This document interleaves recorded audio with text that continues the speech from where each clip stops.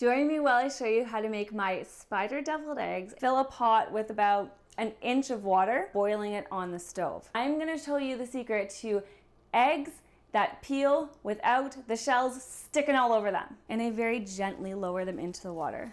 And we're gonna do that for 12 minutes. Beautiful black olives. Slice these in half. Olives are a fantastic source of monounsaturated fats. We gotta make the leg. Split one in half again. 4 slices. This is kind of the size that we're looking for here. 1/4 cup of plain Greek yogurt. Dijon mustard, I find it just tastes nice. Salt, big bowl, adding them to this ice bath. Leave them in there 5 minutes. Cracking it and rolling it. Easily peel it off. Smooth eggs. Cut these in half. Take my yolks, scoop them out. I mixed the yolks into the Greek yogurt, putting them back in. Put the one olive in the middle, olive legs, all the way around. Like, how cute.